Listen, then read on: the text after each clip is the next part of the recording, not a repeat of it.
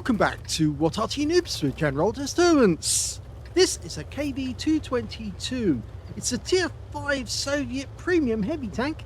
It's located on the westbourne of Airfield, and this one is under the command of Graldebarantauro. Yes, GR Graldebarantauro.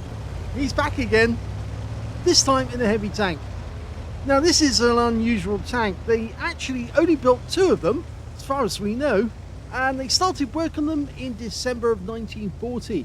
It is basically a standard KV-1 which has had extra armour added to it, and in the case of the 220 it was actually 100mm at the front instead of the 75mm that you normally had from a standard KV-1.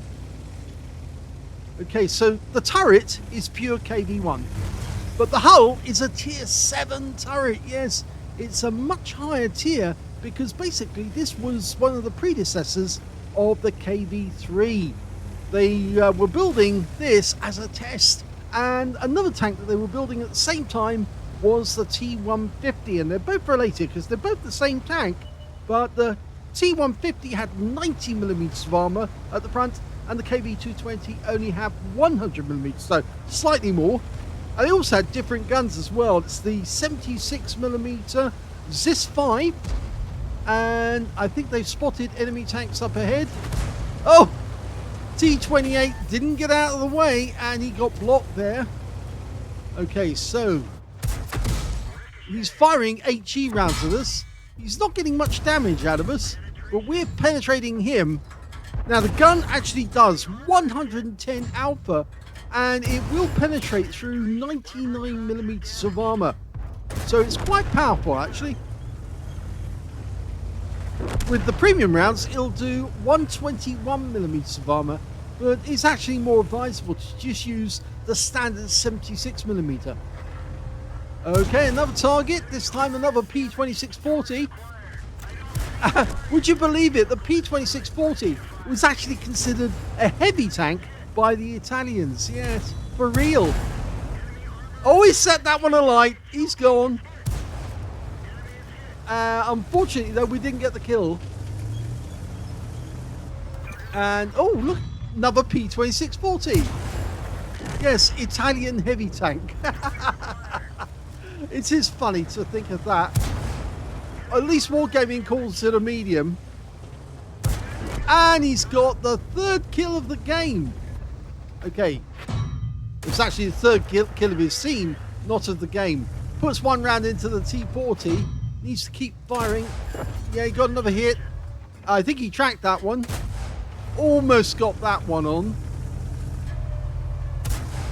Okay, gets another one in. He's got to watch out. He did get tracked, but he finishes the guy off with his next shot. Now, actually does have quite a good reload. 4.11 seconds is the standard reload, but he's got 3.62. And if you want to take one of these down and you happen to be in another KV-1 or another KV-220 for that matter, aim for the turret.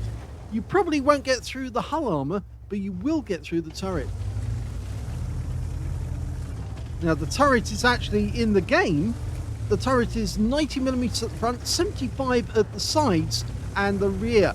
Now the KV-1, for that matter, actually has 110 at the front, 110 at the sides and 110 at the rear. Isn't that funny? We've actually got more armour on the turret of the KV-1, which this thing was based on, than you do in the KV-222. Well, they had to give the vehicle a weakness so that people could take it down. Well, he's got another kill, and he's going this time for the Excelsior. Now, the thing about Excelsiors are they've got very weak side armor, so just keep pumping shells into the side, and you'll get no problem penetrating him.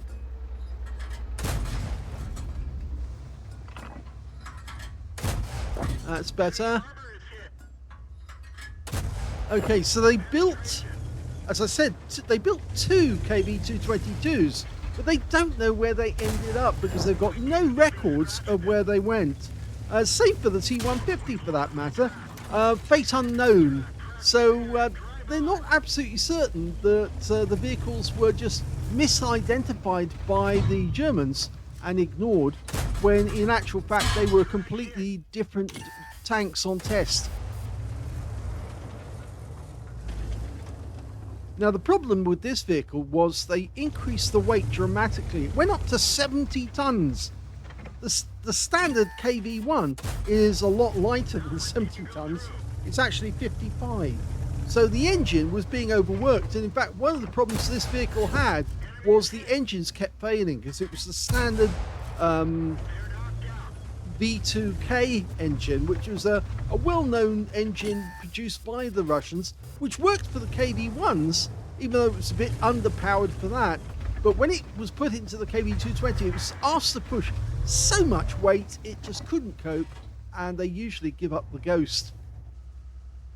So we now have 6 kills for Aldebaran, and that means he's got a Top Gun already, and you can see some of the tanks on both teams are bots, but not all of them.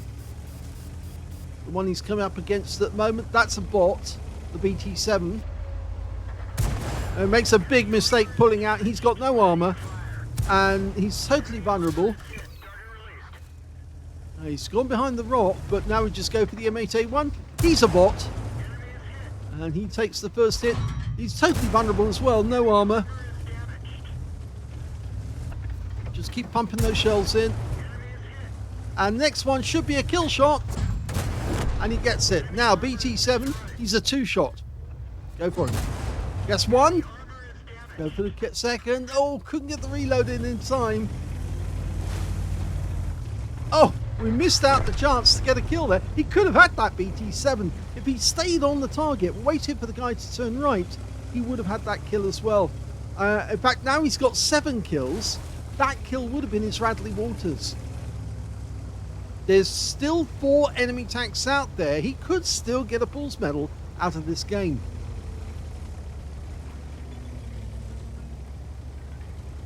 The engines the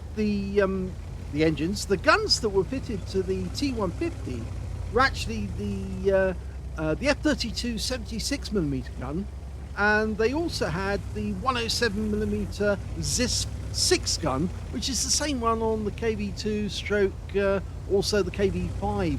So they did have a variety of guns tested on them, but the main gun for the KV-220-2 was supposed to be the F-30 gun. That's the 85mm that you find on the T28E with the F-30. Okay, should be able to get this guy. The enemy is in our cap area, or was. Okay, we took a hit from behind. There's a T-67 guarding his cap area, just fired around into the top of the turret. But I think Aldebaran's going to probably see about him. He's a bot, by the way. That's probably why it was a bit of a bad decision to alert Aldebaran to somebody being behind him. Ooh, Excelsior on top of Temple Mount. The thing is, it's not totally invulnerable. I mean, he has taken some damage already, but most of the damage is minor. Took one big hit there from the Churchill 1. That's a 6-pounder gun, if I remember. And another hit. Can he get the kill? No, it's going to take at least 2 shots. Well, in fact, 3 shots. No, didn't get that one in. The thing about the Churchill 1 is it's got that big open hole where the gun's mounted. No mantlets. It's all internal. Go for another. Yeah, gets that. Now he's the 1 shot. Take him out with the next shot. And there you go. Nice. That's his Radley Walters. There's 2. Oh, there was 2 enemies left. He could have got a pulse. And of course, we do know that he would have had that BT7. There's only the T67 left, and he's back at his cap area. And as we know, he's a bot. So he might make some poor decisions. We'll just have to wait and see. Now the T67 has a 76mm gun, 110 alpha. He probably does have difficulty penetrating the front of a KV-220, not the turret. He would get through the turret. The front of the hull is 120mm, and the sides of the body are 100. So this tank would have difficulty trying to get through. He did aim that one for the hull. Let's see, can we see where it went? No, it doesn't show up. Oh, but he's coming towards us. Oh, this could be the winning shot of the game. It's not going to be a Paul's medal, but it will be 9 shots. It will be a Radley win. And there he is. We get a shot. Good try, but no. Gets it now. Go for it now. Gets one in. Go for another. Yes. 2 shots to get a kill. And then he gets the win. Now it's a 1 shot. Here we go. Yes! Very good game by Aldebaran in the KV-220-2. Back when I joined the game, the KV-220-2 was very rarely on sale because it was a premium. It had been taken out of the game. But as soon as I saw it in action, I wanted to get one. And eventually I did get one, and it's a ball of fun. He managed to get an ace tanker in that Graldebarantauro. He managed to get a Hand of God for surviving the battle, having received damage from at least 4 different enemy vehicles. And he also got a Bruiser medal for getting at least 5 critical hits. In fact, he got 20 in this one. A Fire for effect for doing more damage than the hit points for his own vehicle. A Shell Proof for blocking more damage than the hit points for his own vehicle. And on top of that, he got Duelist for taking down 2 tanks who damaged him during the game. He got a Radley Walters medal, yes. He got 8 kills, at least 8. In fact, he ended up with 9 at the end of the game, which is 3/5 of the enemy team. But the fact of the matter is, he would have had 10 kills for certain, because that BT7, the one that he actually fired at, left him on a 1 shot. He was just reloading, but he changed the aim at the last moment. We saw the BT7 go through the frame, so it would have actually been an easy kill if he'd only held the gun on the target and waited for the target to reappear, and it would have reappeared just in the channel where he could have hit it. So he would have had 10 kills, but it was a very good game all the same. He literally just carved his way through the enemy. Cool-headed for surviving at least 10 ricochets, non-penetrating shots in a row. Steel Wall for blocking the most damage in the game, at least 11 hits, and survived the game as well. A High Caliber for dealing the most damage in the game, and a Top Gun for getting at least 6 kills. This tank is a ball of fun, but you just got to remember that the turret is a weak one. It's weaker than the KV-1 turret, actually, and the Wargaming did that to try and give it a weak spot that at least anybody at tier 5 could actually aim for. This tank actually has preferential matchmaking, so you can only see it in tiers 5 and 6. So if you do see it, you should be able to take it down if you aim for the turret, remembering that the turret is only 75 millimeters. But remember, the front of the vehicle is 120, and you might have difficulty aiming for the standard weak spots because they're no longer weak spots, they're strong spots now. So you do need to aim for the turret if you want to get pens on this thing. Anyway, let's have a look at team score. Well, he got the highest damage because he got 4,138 hit points. The next highest scorer was KV-1 on the enemy team with 2,924. And the third highest was the M10 RBFM on his own team with 1,405. When it came to kills, he easily got that one. 9 kills to him. 5 kills went to the KV-1 on the enemy team. And then 2 kills went to the Matilda 4 on his own team and the T40 on the enemy team.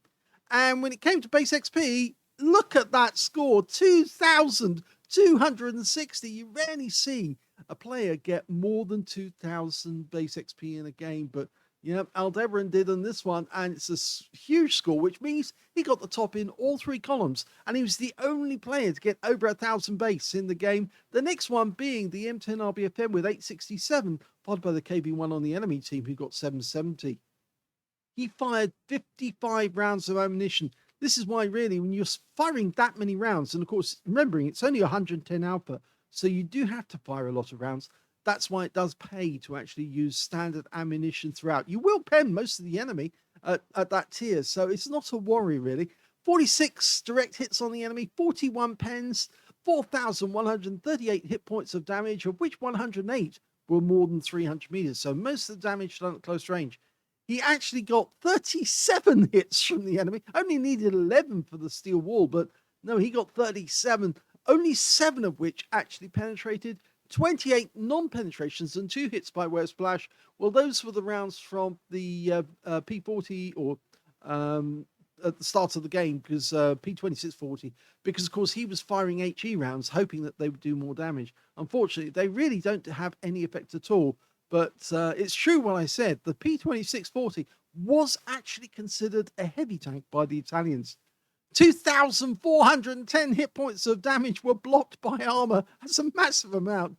2 enemy vehicles spotted, 11 enemy vehicles damaged. So you can see he was on the road to getting a Pools medal, and 9 destroyed. He got 12 capture points at the end of the game because he was sitting in the gap while he was killing the T-67. On a free-to-play account, he earned a profit of 80,605 credits on a free-to-play. That's a very good score. He only had ammunition costs of 17,144. Again, it just shows the sheer number of shells he was firing. He was firing standard ammunition. He got 2,260 base XP, and he took away 5,424 experience points altogether. So it was a very good game by Aldebarantauro. If you actually do have one of these, it's worth taking it out every now and then just to show people what it can actually do. But remember, it is weak on the turret, so you can angle it. That angling does actually help increase the armor even more. But on the whole, I would say, keep your front to the enemy. Make them work for the shots on the turret by not giving them that much to work with. As I said, the front of the turret is 90 millimeters, so it's a little more difficult for them to get through from that angle. It's easier for them to get it through at the sides and the rear. But yes, it is a weak turret. So KV-1 turret, it should be 100 millimeters on the turret, but Wargaming had to give it some handicap to help people kill them. So there you go. A really good game by Aldebarantauro. And now I think he's back to sending us Arty replays. I hope you enjoyed that one. If you did, please give this video a like. Do subscribe to our channel. Leave a little comment down below because it feeds the algorithm. And thank you for watching.